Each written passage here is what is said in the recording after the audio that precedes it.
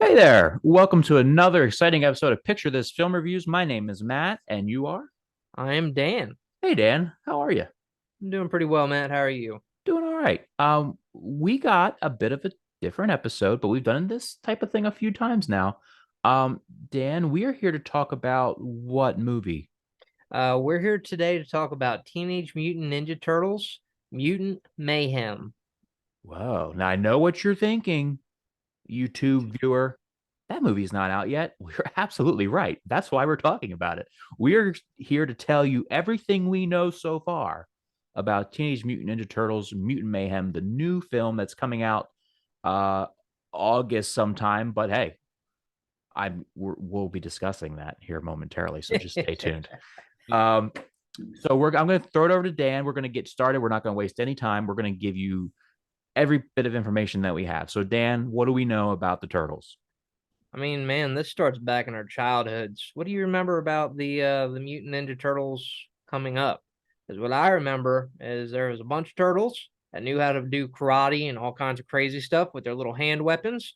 They were living in the sewers. They were getting trained by a rat. I mean, there's a lot of stuff going on, but there's a lot of mutants in that universe. And really, we're talking about how this started. There's a comic book based in the or started in the mid 90s or 80s. I'm sorry, even further back.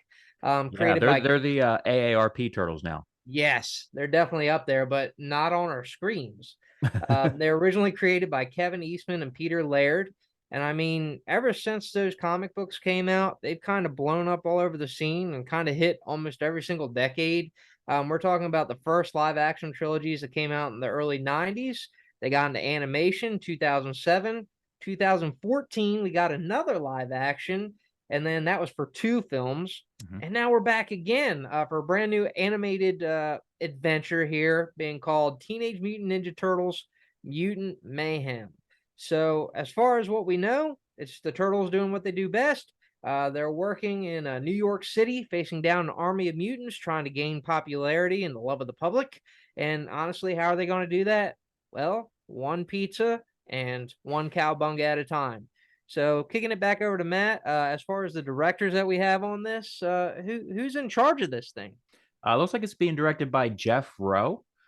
He's kind of known for Gravity Falls in 2012, and then most notably and most recently, The Mitchells versus the Machines in 2021. Which did you see that, Dan? I've seen both. So Gravity Falls is like an animated kids TV Okay. show, but I'm gonna tell you 100%. I love that TV show. Okay. And also the Mitchells versus the Machines. My family, my entire family, and myself watch that. And if you like animated films and you haven't seen this, go check that out because That that was mind in my blowing. top 10 for that year. What was it, 21? Did I just say? Yeah, I Yeah, think that so. was my 2021 top 10. Mitchell's versus Machines was in that. That was a great movie. Um, in addition to Jeff Rowe, we also have Kyler Spears. Um, and Kyler is also known for the Mitchells versus the Machines and Amphibia from 2019. I'm not sure. I'm not familiar with that one. No, I'm not familiar with that one either. And I'm going to jump right in because we got some big names who helped write this movie. Top of the list, you can't look over Seth Rogen. Seth Rogen, yes, that's Seth Rogen.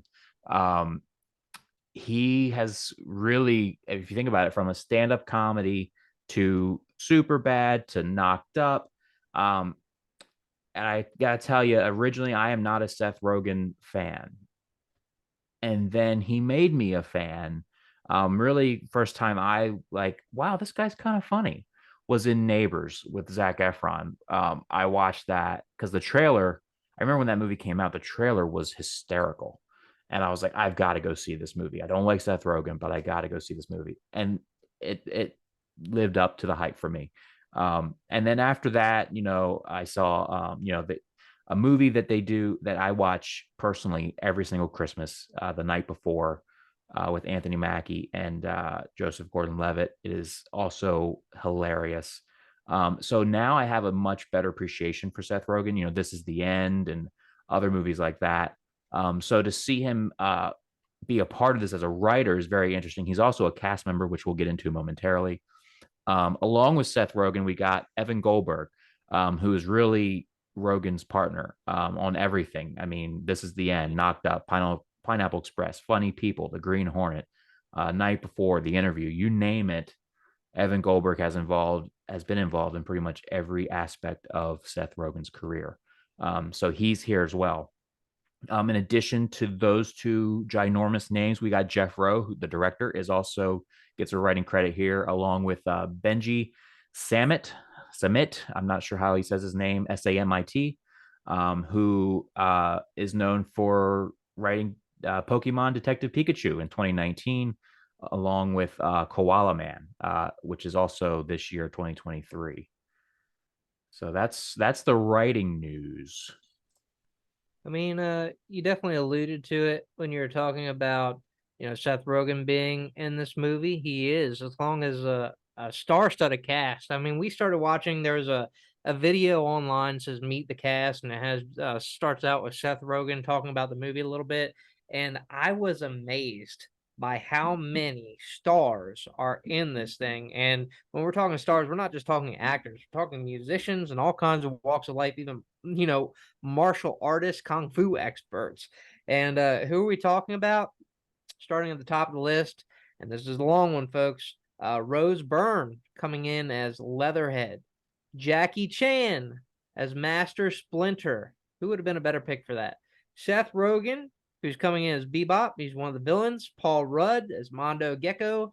John Cena as Rocksteady. Natasha Demetrio as Wingnut. Giancarlo Esposito, I love him.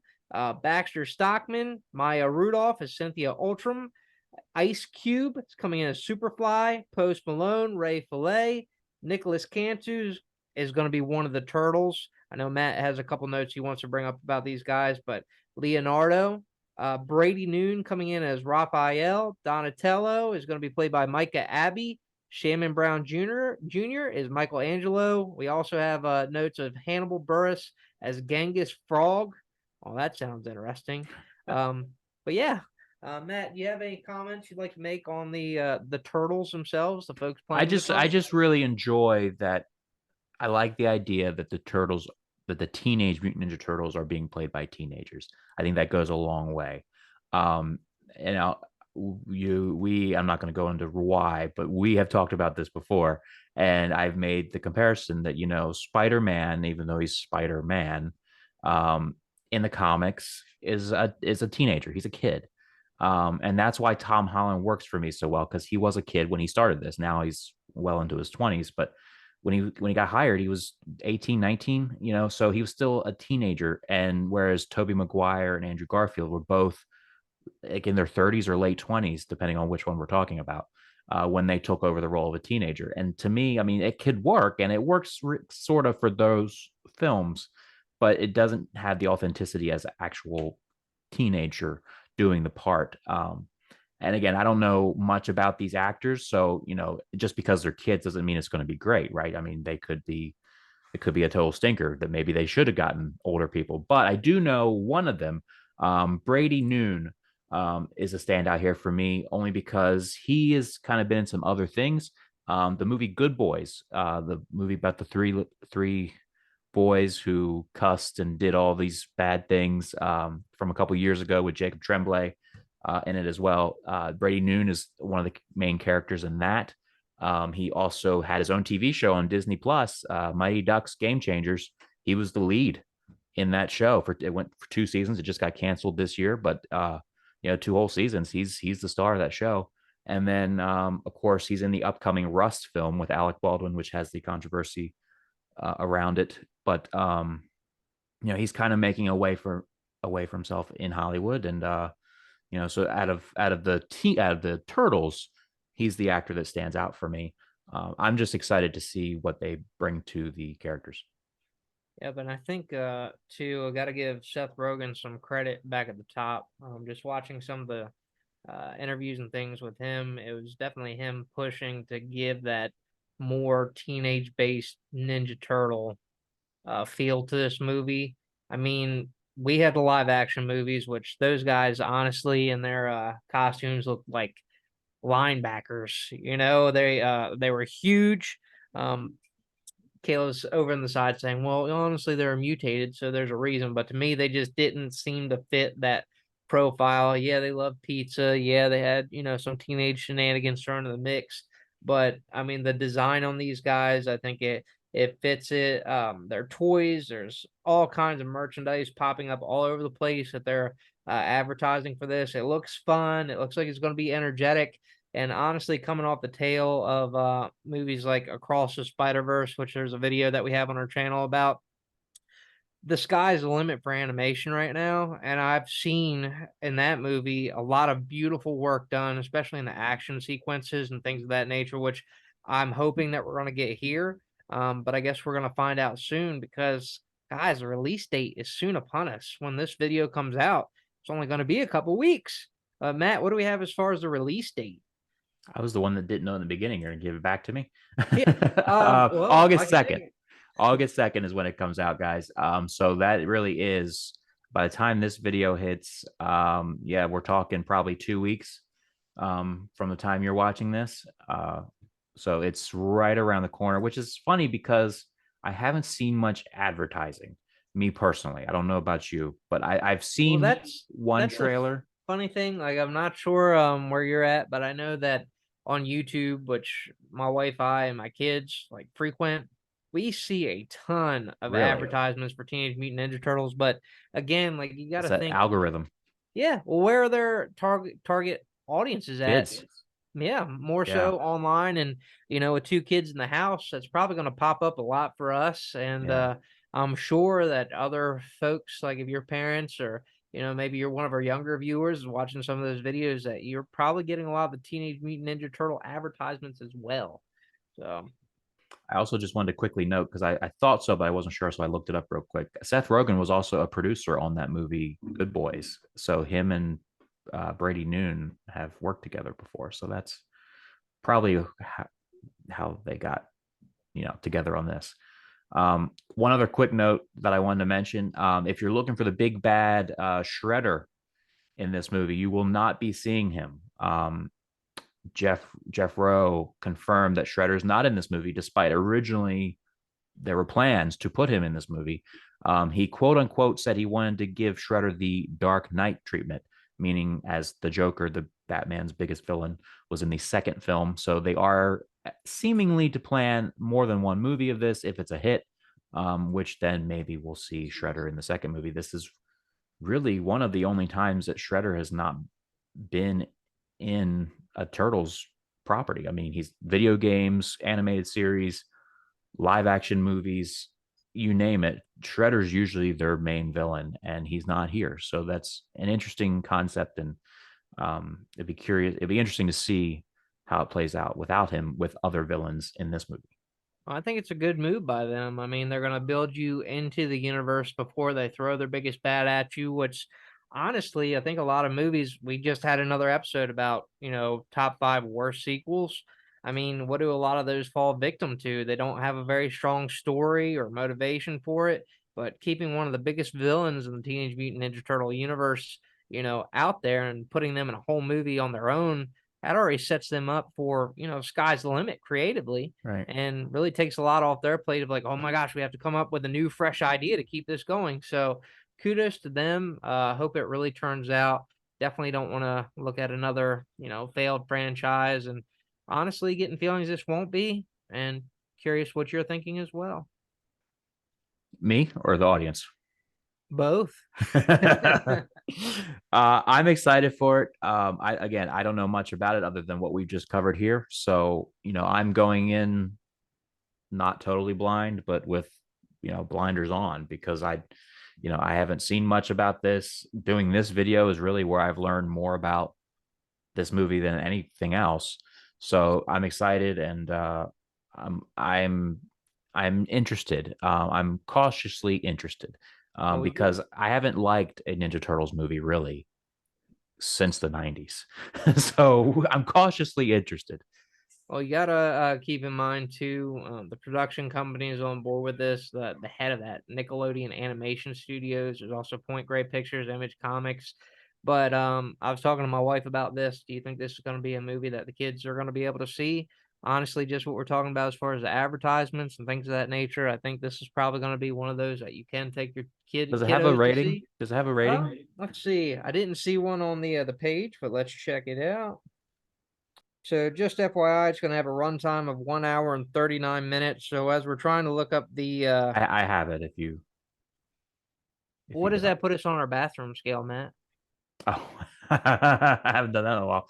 Hour and 39 minutes is right up my alley. I mean, it could be argued that it's 9 minutes too long, but hey, half that's probably credits.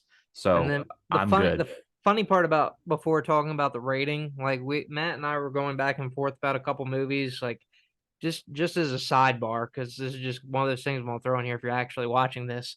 My wife, kids, and I just watched um Gremlins together Mm, for the first time. And I gotta tell you, man, like there's a lot of deaths. Like I was looking it up, it's like 22 confirmed, kills by the gremlins and 430 some gremlins that die in that film. But that movie was rated like a PG. There was knives, there was guns, there was stabbing, there was a murder with an injection in the butt, like blood. Yeah, there was a lot of stuff going on. So because of that movie, but not only that movie, in the same year, Indiana Jones Temple of Doom, that's how we get the PG-13 rating and the PG rating. Apparently, before then, it there was was no all one. PG-13. Yeah, it was just one thing, Yeah, which I think is funny. So, Matt, where does this fall as far as that PG scale, the rating scale? it is PG. I was looking to see if it would tell me for what. I don't see that, but I'm sure that'll come as it gets closer to release date. But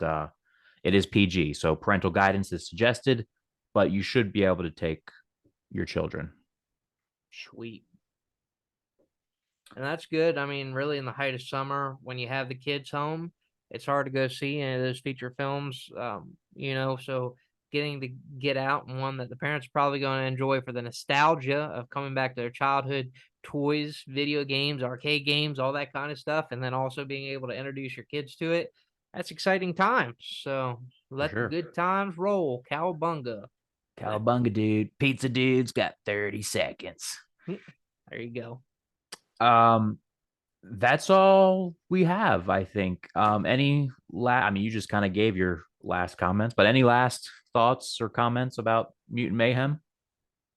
If there are any thoughts and comments, I'll leave it up to our viewer to please like, comment, subscribe. Let us know what you're thinking. And was any of this new to you? Is there something you'd like to add that we missed? There's a little bit of time left. Let's hear it. And then when that movie comes out, feel free to comment. Let us know how you liked it. Absolutely. Guys, that wraps another episode of Picture This up. Be sure to tune in. We're doing all kinds of different things, more than just film reviews. Um, I know we've got some top 5 videos coming. We've got some more everything you know about videos coming. And then I'm sure we got some film reviews, actual film reviews coming as well. Until then, everybody have a great week. And of course, love one another. Thanks, guys.